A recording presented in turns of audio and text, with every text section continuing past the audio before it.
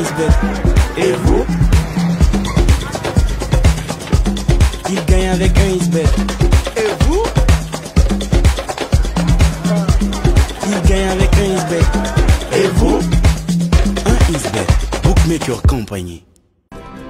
Since 2012, we have made the popularization of national public policies a priority. Public institutions, decentralized local authorities, private companies, development partners, and thousands of citizen customers meet every year to discuss major issues, notably in terms of improving the living conditions of populations. From the 18th to the 24th of July 2021 in Yaoundé, the 10th edition of the Fair and Government Action will focus on the challenges of the 2020-2030 National Development Strategy in all sectors. SAGO 2021 program, exhibition, public conferences, and meetings. For more information, contact the Event Management Agency Mon Communicateur on 677-886322 or on www.sago.cm. 2020. Salon de l'action gouvernementale, la vitrine du Cameroun.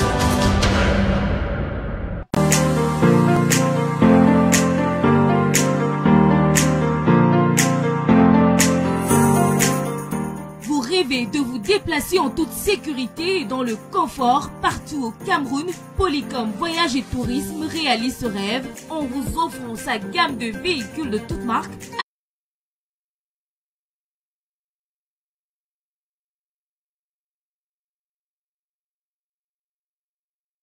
adaptés à votre demande.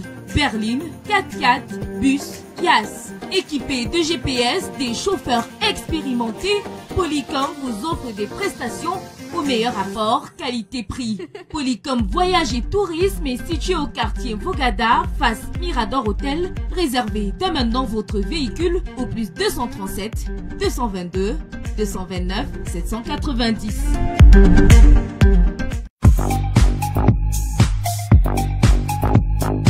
De communion avec les autorités du Cameroun, Yaoundé a désormais le tout premier et unique supermarché de boissons au Cameroun, Drinks Center. Drinks Center, regardez, appréciez, confirmez par vous-même que du bonheur. Jus, bière, vins et spiritueux, rien ne manque, tout y est. Drinks Center, c'est le carrefour des grandes marques de boissons camerounaises, africaines et mondiales. Le tout premier supermarché de boissons au Cameroun est situé à Yaoundé, route des Ligaisons, à quelques mètres de l'immeuble Jaco. Contact Drinks Center, achetez l'esprit libre. Depuis 2012, nous avons fait de la vulgarisation de politique publique nationale une priorité. Institutions publiques, collectivités territoriales décentralisées, entreprises privées, partenaires au développement et des milliers de citoyens clients se donnent rendez-vous chaque année pour échanger sur des sujets d'importance majeure, portant notamment sur l'amélioration des conditions.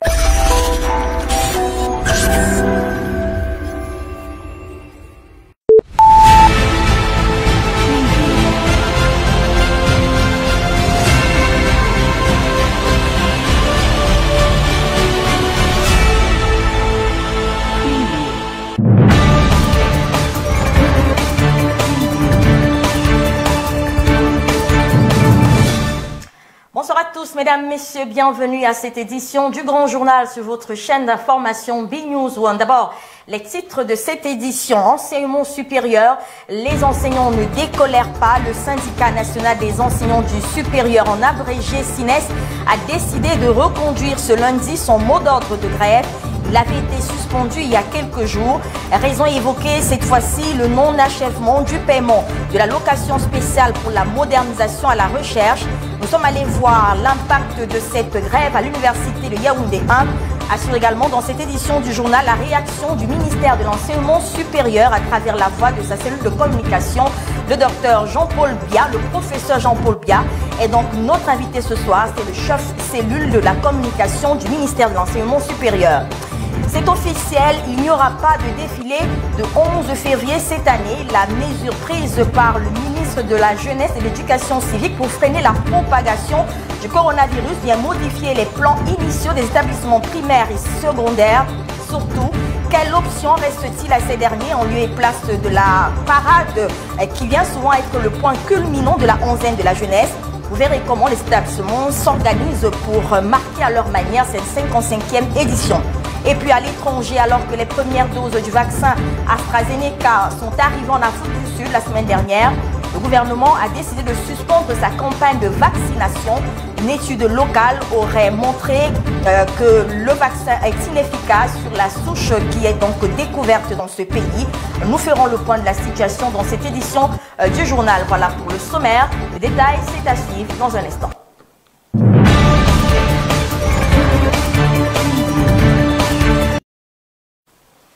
Une fois encore, mesdames, messieurs, bonsoir et bienvenue à cette édition du Grand Journal sur BNews One. Et je vous annonce que dans cette édition également, nous reviendrons dans une enquête sur un litige foncier qui oppose les autochtones du quartier dit Tropicana dans l'arrondissement de Yaoundé 4e à la société Maxi, la mission d'aménagement et de gestion des zones industrielles. Les premiers estiment que la structure a tout simplement arraché leurs terres pour les remettre à des personnes sans indemniser les propriétaires. Nous ferons le point au cœur de ce litige vers la fin de ce journal. Mais d'abord, parlons de l'enseignement supérieur. Je vous le disais, le SINES remet donc en vigueur son mot d'ordre de grève lancé le 25 janvier dernier. Il avait été suspendu il y a quelques jours. Les enseignants annoncent que l'on n'a pas connu une évolution dans le paiement de la location spéciale pour la modernisation de la recherche. Ils ont décidé donc de reconduire ce mot d'ordre de grève. Nos équipes sont descendues ce jour à l'université de Yaoundé 1 pour prendre le pouls de la situation et voir comment le mouvement impactait sur les enseignements. Le reportage est signé Lavoisier et Sama. En cet après-midi, l'atmosphère est plutôt studieuse sur le campus de l'université de Yaoundé 1, à Ngoïkele. Les étudiants observent attentivement la phase préparatoire de l'examen officiel de la session normale. Depuis cette annonce, tout se passe normalement. Bon, on se disait donc on va arrêter les compos, les évaluations prévues. Mais depuis ce matin, on a constaté que tout le monde compose, ça se passe normalement. Donc pour l'instant, l'ambiance est stable. Pas très loin de là, certains ont encore au bout de la langue l'épisode sombre du premier mouvement de grève du SINES. Le syndicat national des enseignants du supérieur réclame jusqu'à date le paiement de l'allocation spéciale pour la modernisation de la recherche, entre autres. On a connu une semaine un peu trouble dans le campus parce que les professeurs grévaient et ils revendiquent leurs primes de recherche. Oui, bon, et ils ont fait une grève là dont les cours se sont arrêtés. Du côté du ministère de l'Enseignement supérieur, les autorités exhortent les seigneurs de la craie à plus de patience. Pour le professeur Jean-Paul Mbia, en charge de la communication dans ce département ministériel, approché quelques semaines plus tôt par nos rédactions, les réunions se multiplient au fin de trouver une solution définitive à ce problème. Et le professeur Jean-Paul Mbia qui est donc notre invité ce soir. Bonsoir professeur, merci d'avoir accepté notre invitation. Merci de m'avoir invité, merci. Je rappelle que vous êtes le chef de la cellule de communication du ministère de l'Enseignement supérieur. Tout à fait. Alors, est-ce que vous êtes surpris par ce rebondissement dans l'affaire de la grève des enseignants dans votre ministère? L'on parlait la dernière fois avec vous, vous nous disiez que tout était en cours pour qu'il y ait une entente entre le ministère et le SINES. Est-ce que vous êtes surpris par l'évolution de la situation aujourd'hui? Tout à fait. En réalité, on ne s'y attendait pas du fait qu'il y a eu deux assises importantes qui ont eu lieu autour de M. le ministre d'État. D'abord, le 20 décembre 2020, il y a à peu près un mois et demi, il y a eu la concertation traditionnelle entre le ministère de l'Enseignement supérieur, les universités et les enseignants, qu'on appelle couramment CCP. Alors, cette réunion s'est tenue au ministère à l'École nationale supérieure polytechnique, dans le cadre notamment d'une rencontre traditionnelle, et qui avait donc pour principal point à l'ordre du jour les conditions de vie et de travail des enseignants des universités d'État. Alors, au sortir de cette réunion très importante d'ailleurs, évidemment, des mesures ont été prises, à savoir accélérer l'amélioration des conditions de travail des enseignants. Et alors, comme je l'ai dit dans un de vos collaborateurs, excusez-moi. Alors, comme je l'ai dit dernièrement dans un des médias, des médias concurrents, à savoir qu'à la réalité, le problème de fond est tout à fait simple, est connu des enseignants, à savoir les fonds destinés à du moins les fonds couramment appelés la prime des enseignants, est une institution a été instituée par le chef d'État par un décret du 8 avril 2009. C'est le chef d'État lui-même qui a décidé d'accorder une prime pour améliorer les conditions de vie et de travail des enseignants des universités d'État. Soit dit, il y a environ 6200 enseignants pour près de 420 000 étudiants dans les universités d'État. Alors cette cagnotte est exactement pour montant 10 milliards 500 millions de francs CFA. C'est le contenu réparti en 4 trimestres, à savoir au 31 mars, au 30 juin, au 30 septembre et au 31 décembre, à la réalité. Alors, durant toute l'année 2020, les fonds ont été régulièrement payés à date. Par exemple, à la fin au 3e trimestre, les fonds ont été payés à date. Alors, ça a été payé le 30 septembre. Et dès le 8 octobre déjà, le ministère de l'Enseignement supérieur a adressé une correspondance au ministère des Finances pour voir les mesures à prendre en vue du paiement déjà de la 4e tranche.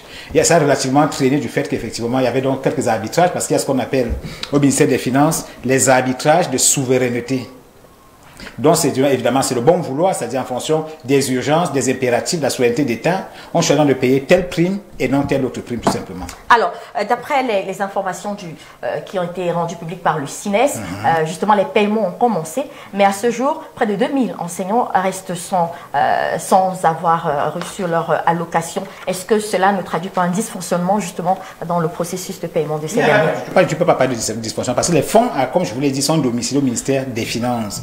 Et comme je l'ai dit, le ministère des Finances... Il décide de payer certains et pas d'autres. Non, tout le monde est toujours payé. C'est environ 6200 enseignants dans les universités d'État du Cameroun, à peu près.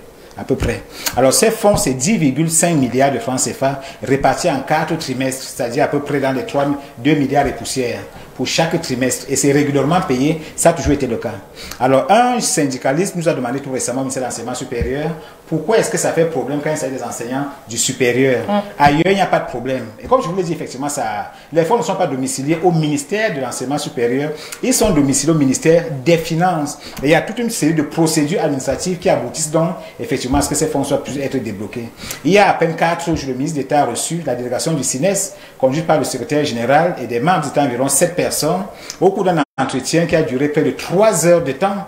Et au sortir de cet entretien, le ministre d'État a même souhaité qu'il y ait une rencontre instituée de façon mensuelle, c'est-à-dire entre le CINES et le ministère de l'Enseignement supérieur. Parce que, dit en passant, il y a 4 syndicats. Et c'est l'un des syndicats les plus virulents d'ailleurs.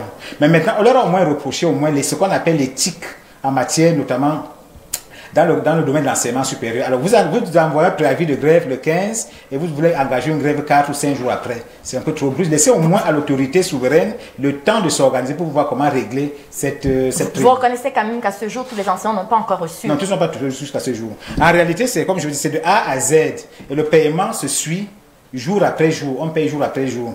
Et comme vous le savez d'ailleurs, vous-même êtes journaliste, c'est-à-dire un reporter, un enquêteur qui va sur le terrain pour chercher l'information, la vérité. Qu'est-ce qui se passe concrètement? C'est-à-dire, nous sommes en début d'exercice budgétaire.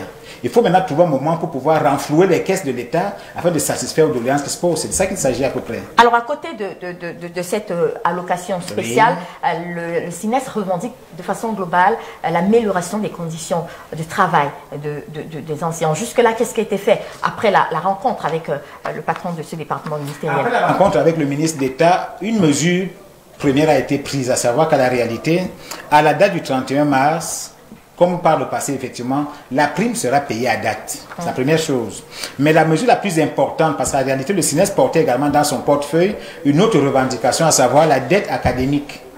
Il y avait la dette académique, effectivement. Alors, comment ça va se négocier? C'est-à-dire, une correspondance sera adressée au ministère des Finances, qui va donc saisir la caisse autonome d'amortissement pour la dette du Cameroun, notamment la dette des enseignants, bien entendu. Parce que, comme vous le savez d'ailleurs, la caisse autonome d'amortissement, c'est un peu la banque de l'État, qui règle notamment les arriérés de l'État. Et en tant que tel, il y a la dette commerciale, il y a la dette académique. La dette académique sera payée par la Caisse autonome d'amortissement. Et je sache qu'à la réalité, au mois de décembre 2006, entre le 2 et le 6 décembre, 2 milliards de francs CFA ont été payés aux enseignants en termes de dette académique.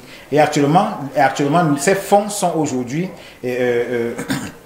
regroupés pour pouvoir être donc déposés auprès de la Caisse autonome d'amortissement qui attend et qui va payer le moment venu. À ce niveau, il n'y a pas de souci. Alors, vous disiez dans une interview accordée à d'autres confrères, notamment de la presse cybernétique, que vous considériez le premier mouvement, c'est-à-dire celui du 25 janvier dernier, comme étant anti-patriotique. Est-ce que c'est également le même sentiment que vous avez aujourd'hui que les enseignants qui décident de débrayer à ce moment-ci sont un peu dans l'antipatriotisme? Est-ce qu'un enseignant est conscient de ce que c'est que l'éducation dans un pays? C'est-à-dire qu'en réalité, l'enseignant construit un pays à travers notamment le système éducatif. Alors quand vous voulez le paralyser, en réalité, à qui est-ce qu'on fait le mal? C'est aux enfants, à nos étudiants, aux enfants et aux étudiants. Alors on leur fait comprendre qu'à la réalité, vous faites une revendication, mais ce n'est pas en 48 heures, en 72 heures ou encore en une semaine qu'on règle un problème. Laissez au moins l'État le temps notamment de regarder son fichier solde, de voir les impératifs et ce problème sera réglé d'une manière ou d'une autre. Alors, comme ça a toujours été le cas par le passé. Et soit dit en passant, il faut moins relever une chose, c'est qu'en fait, il n'y a pas que la prime des enseignants, il y a aussi la prime d'excellence pour les étudiants qui est d'un montant de 4 milliards et poussière, qui est régulièrement payé par l'État à près de 100 000 étudiants sur environ 420 000 étudiants. Je crois que beaucoup d'efforts sont faits par le gouvernement. Mais maintenant, pour ce qui est de la prime des enseignants, elle a été régulièrement payée, elle sera payée, elle a toujours été payée. Et on va terminer par là. Vous étiez d'accord sur le sujet puisqu'on vous avait interviewé sur la question de la révalorisation salariale des enseignants du supérieur. Où en est-on? Bon, maintenant, en termes de revalorisation, je pense que la prime est déjà une revalorisation, entre guillemets, à la réalité. Parce qu'en fait, un enseignant, comme vous le savez, la prime est évaluée notamment des 4 corps de métier, enfin, des 4 grades, effectivement, bénéficient de la prime, à savoir les assistants, les chargés de cours, les maîtres de conférences, comme c'est le cas pour moi. On rappelle que dans la sous-région, les enseignants camerounais sont les professeurs titulaires. Mais il y a d'autres avantages quand même qui sont quand même payés, à savoir, il y a la prime dans les universités, il y a une prime qui est payée, il y a la prime d'enseignement supérieur du ministère, il y a la prime dans les universités, les heures complémentaires autres qui sont régulièrement payées aux enseignants. Un professeur titulaire d'université gagne plus qu'un membre du gouvernement, gagne plus qu'un député ou un sénateur, il faut qu'on le dise. Et donc pour vous, ce n'est pas un débat, la question de la révalorisation salariale des enseignants du supérieur au Cameroun. Je ne l'écarte pas, c'est le domaine de souveraineté du chef de l'État lui-même. Je ne vais pas aller dans une boule de cristal, journaliste comme vous, on savoir qu'en fait, on ne travaille qu'avec les faits qu'on a sous la main. Bon, il appartient maintenant au chef de l'État de voir l'impératif, la nécessité de voir quand est-ce qu'il faut améliorer, effectivement, en fonction notamment du portefeuille des finances. Merci, professeur Jean-Paul Mbia, d'être venu sur notre plateau. Je rappelle que vous êtes le chef de la cellule de communication du ministère de l'Enseignement supérieur. On va continuer cette édition du journal. Parlons donc de la gestion du fichier du personnel et de la solde de l'État. Le ministère de la fonction publique et de la réforme administrative vient de lancer un appel d'offres pour la conception, le développement, mais également la mise en service donc d'un système qui puisse parfaire le mécanisme de contrôle de l'action publique. Cependant, à côté de cette initiative, somme toute louable, on s'interroge sur la pertinence de cet autre projet qui ne semble pas si éloigné d'un autre. Un précédent projet, il s'agit de CJPS 2, à l'occurrence, projet qui n'a pas abouti jusqu'ici. Et selon une certaine presse, il aura englouti plusieurs millions de francs CFA. Le reportage de Constant Écollet. L'intérêt de parler de cet appel d'offres réside dans la lettre que son nombre de journaux parus sur la place camerounaise. Dans leur parution, ils constatent pour déplorer que malgré les 7 milliards de francs CFA déjà avalés dans ce projet CJPS, le MINPOPRA vient de lancer un avis d'appel d'offres international pour l'assistance à la maîtrise d'ouvrage. En effet, dans le cadre de la modernisation du système informatique de gestion intégrée du personnel de l'État et de la solde, le gouvernement avait combiné en 2016 deux plateformes. D'un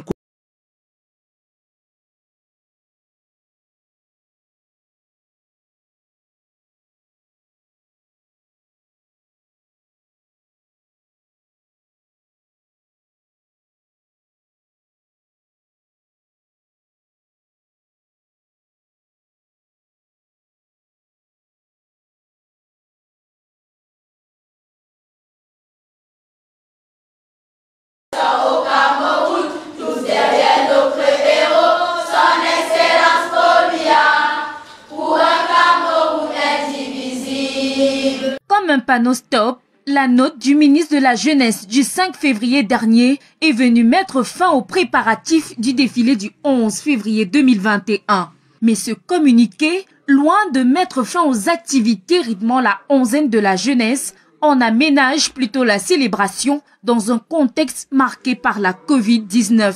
Nous allons, à l'heure du défilé, organiser certaines activités culturelles et un hangout, donc une rencontre entre membres du gouvernement et les jeunes. Il y aura d'abord l'hymne national, audition du chef de l'État, et ensuite des activités culturelles qui vont se dérouler au de la jeunesse. Certaines écoles viendront rester, mais ça sera statique, chant patriotique, mouvement d'ensemble, majorette, les supérieurs, et quelques artistes jeunes qui vont rester. Sur le terrain, des activités ludiques en présentiel au primaire en option.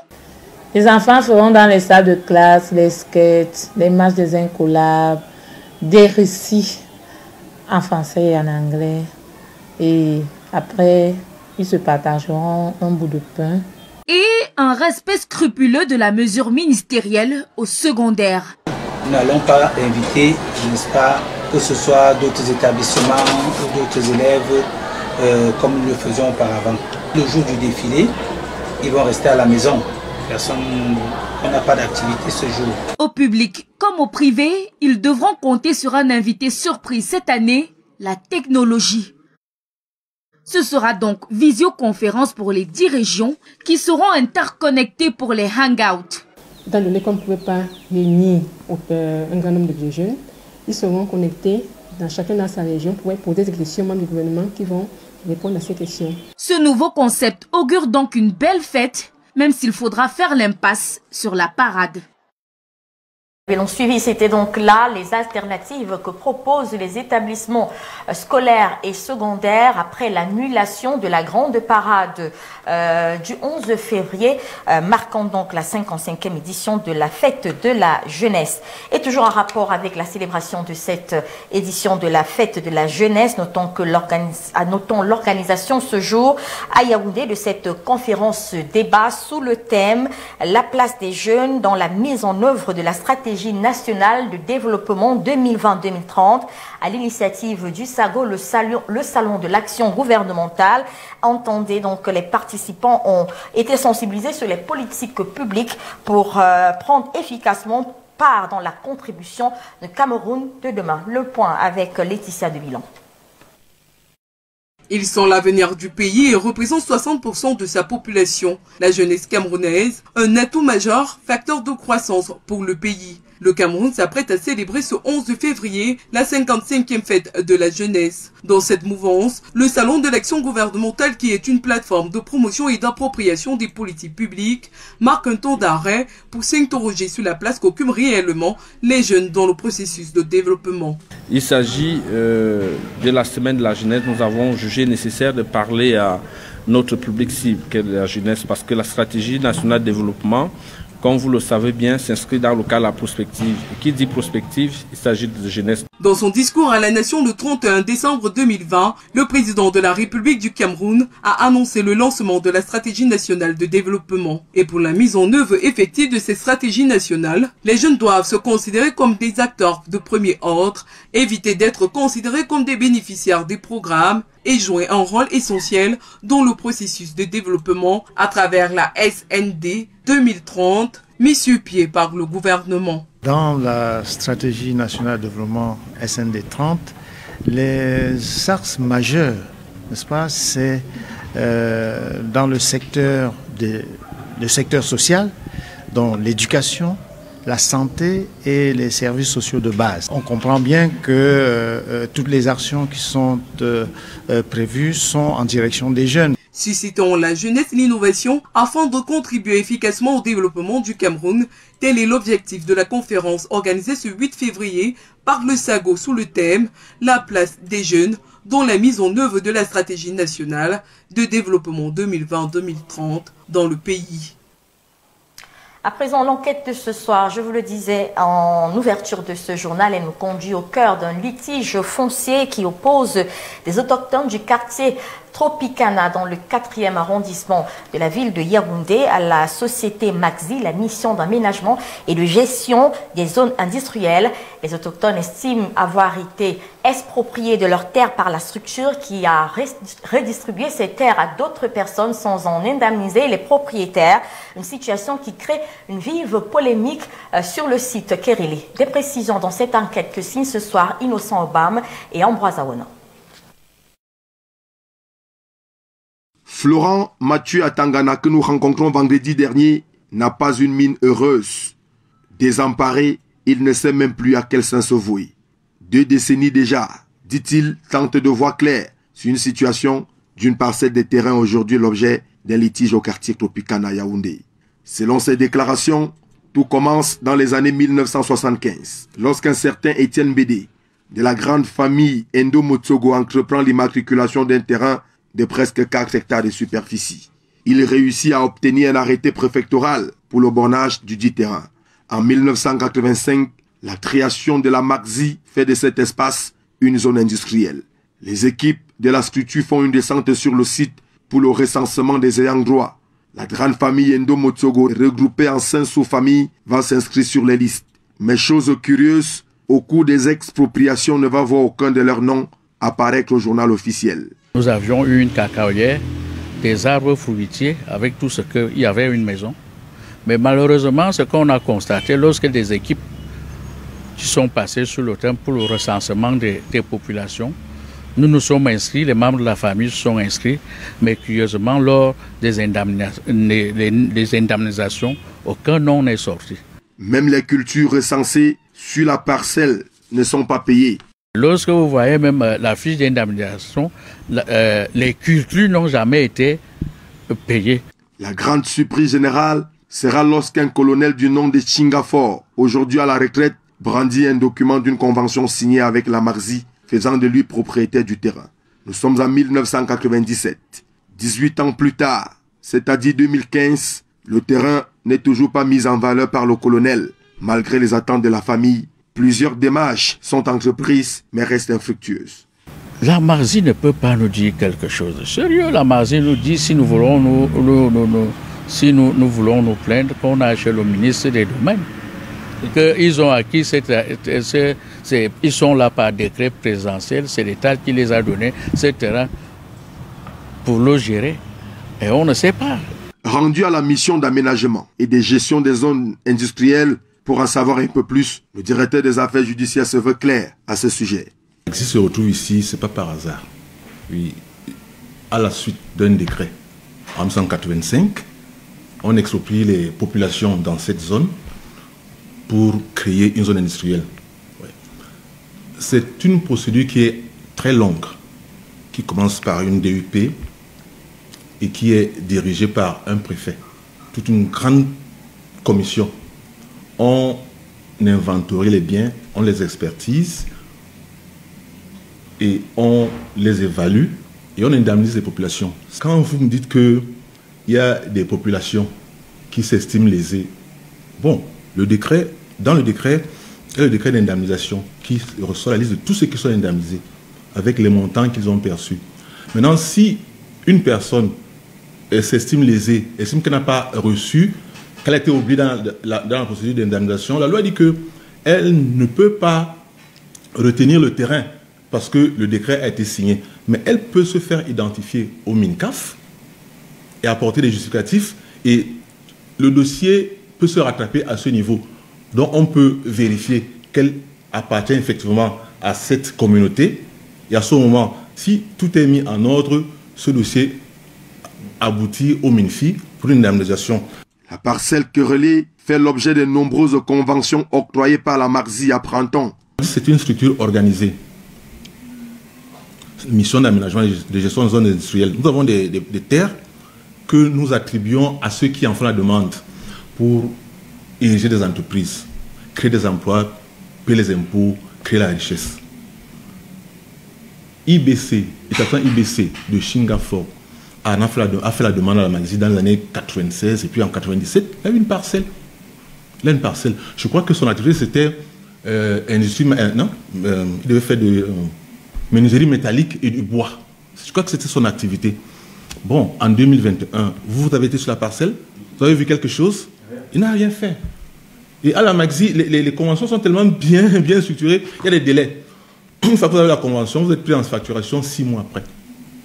On vous donne 3 ans pour avoir installé l'unité. Oui. Donc c'est les conditions substantielles. Le loyer et être actif, occuper le terrain. Vous n'êtes pas sur le terrain, vous n'avez pas exploité, vous n'avez pas érigé l'entreprise, vous ne fonctionnez pas. Mais la Marzi vous écrit. La Marzi lui a écrit en 2009, monsieur, nous vous donnons 3 mois pour vous installer effectivement. Nous sommes prêts à vous accompagner en cas de difficulté. Faute de cela, nous serons obligés d'attribuer la parcelle à quelqu'un d'autre. La consommation, c'est la signée par déjà la Marzi. Voilà. Et il ne réagit pas. En 2015, il revient. Il dit que maintenant je veux m'installer. On a dit, mais non. En 2009, on t'a dit, on te donne 3 mois pour t'installer effectivement. Tu viens en 2015. Nous, on n'est plus à ce niveau. On a attribué à une autre personne. Et il s'accroche. Il s'accroche. Voilà la situation. Donc la Marzi a attribué à IBC et puis a retiré. Et puis a attribué à leader service. La Marzi vous donne et retire. La Marzi ne donnera jamais la même parcelle à 2 personnes. Ce n'est pas possible. C'est dire que nous sommes loin de sortir de l'affaire. Entre-temps, assis à l'ombre du prunier, Florent Mathieu à Tangana attend impatiemment la décision qui viendra du ministère des Domaines et des Affaires foncières. C'est une affaire à suivre. Reparlons du championnat d'Afrique des Nations édition 2020. Dans cette édition du Grand Journal, les rideaux sont donc tombés hier sur cette 6e édition avec à l'issue la victoire des Lions de l'Atlas, deuxième victoire consécutive de la compétition. Une compétition qui aura été une réussite, parfaite réussite d'ailleurs pour plusieurs observateurs mais également acteurs de football. Mais au-delà de cette réussite, comme toute œuvre humaine, ce championnat d'Afrique des Nations a également connu ses limites. Retour sur quelques tops et flops dans cette édition avec Arthur David Mendine. Prévu initialement pour se dérouler en 2020, le championnat d'Afrique des Nations a été reporté en 2021 pour diverses raisons, notamment la pandémie du Covid-19. Même si cette pandémie n'a pas été totalement enrayée, le tournoi, lui, a été organisé d'une manière très appréciable. Premier motif de satisfaction, la qualité des infrastructures. Du stade de Japoma à celui de Limbe, en passant par le stade Amadou Ahidjo et celui de la Réunification, la qualité des pelouses était au-dessus de la moyenne. Très attendu, le Cameroun a mis la barre haute quant à la construction des stades. Bien que les équipes n'aient pas repris leur championnat depuis près d'un an, les 16 nations présentes au Cameroun ont produit un football de très haut niveau. Si les pelouses et le niveau technique des équipes sont irréprochables, le stade de Limbe a connu quelques soucis techniques, notamment l'éclairage. Lors du match qui a opposé la Tanzanie à la Guinée, les pylônes qui servent d'éclairage se sont éteints, laissant une partie du stade dans le noir. Outre le problème d'éclairage, notons également ce problème de billetterie survenu lors du match Cameroun-République démocratique du Congo en quart de finale. Ici, des tickets avaient été achetés en grande quantité et revendus à d'autres désireux plus chers. Autre flop, et le plus criard, c'est celui des tests Covid-19 effectués sur les léopards de la République démocratique du Congo. À la veille des quarts de finale devant opposés le Cameroun à la RD Congo, 20 joueurs congolais avaient été testés positifs. Ce cas de figure avait fait couler beaucoup d'encre et de salive, incriminant ainsi le Cameroun de vouloir déstabiliser son adversaire.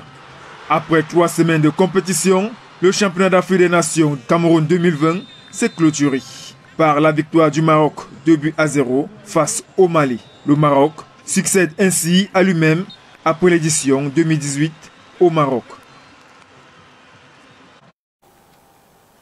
L'actualité hors de nos frontières à présent, Afrique du Sud, alors que les premières doses du vaccin AstraZeneca sont arrivées dans le pays le week-end dernier, le gouvernement sud-africain vient de décider de suspendre sa campagne de vaccination.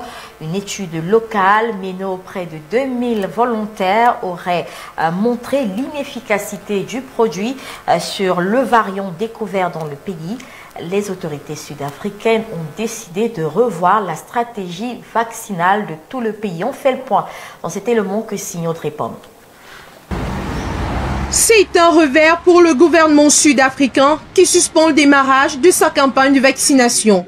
Le vaccin d'AstraZeneca est pour l'instant le seul à être arrivé dans le pays. Il devait donc permettre de vacciner en priorité le personnel soignant d'ici les prochains jours. Des résultats décevants alors que ce variant concerne plus de 90% des nouvelles infections dans le pays selon les chercheurs. Le vaccin n'aurait une efficacité que de 22% pour les formes peu graves, sans que des résultats soient pour l'instant disponibles pour les formes sévères. Le ministre de la Santé a donc suspendu son utilisation et il mise désormais sur le vaccin de Johnson & Johnson qui montre des résultats cliniques bien meilleurs face aux variants. Les premières doses ainsi que des doses du vaccin Pfizer sont attendues d'ici 4 semaines. Quant aux millions de doses d'AstraZeneca que possède désormais le pays, le gouvernement attend plus d'indications de la part des scientifiques avant de prendre une décision sur leur utilisation. Il faudra donc vite le faire car elles seront périmées au-delà d'avril.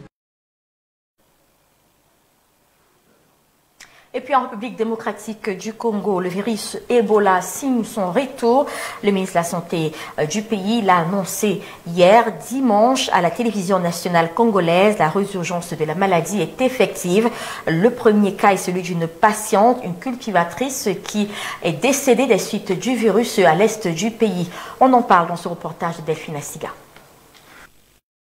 C'est après analyse d'un échantillon de sang d'une femme décédée début février que les autorités sanitaires de la République démocratique du Congo annoncent le retour du virus Ebola à l'est du pays. Selon le Bureau Afrique de l'Organisation mondiale de la santé, plus de 70 personnes ont été en contact avec la défunte. Parmi celles-ci, son mari, un survivant de la 11e épidémie de la maladie à virus Ebola qui a fait 55 morts. Même si le ministre congolais de la Santé n'a pas officiellement déclaré une 12e épidémie d'Ebola, le risque est permanent. Afin d'éviter une flambée des cas dans le Nord Kivu, l'OMS a dépêché une équipe d'épidémiologistes dans cette zone depuis l'annonce du décès de la cultivatrice testée positive au virus Ebola. La sonnette d'alarme part du centre de santé de Biena dans la région de Butembo, l'un des épicentres de la maladie en 2020. Depuis la grande épidémie de 2013 à 2016 en Afrique de l'Ouest, avec un bilan de 11 000 morts, l'OMS redoute à chaque résurgence d'Ebola une propagation du virus dans le monde. Et c'est la fin de cette édition du Grand Journal. Merci de nous avoir suivis. Toutes nos excuses pour les petits couacs techniques. Et nous refermons ce journal avec ces images de la capitale économique Douala, images vues du ciel. La capitale économique qui offre un tableau bien différent de celui que vous voyez lorsque vous arpentez les rues de la ville. Bonne soirée sur notre chaîne.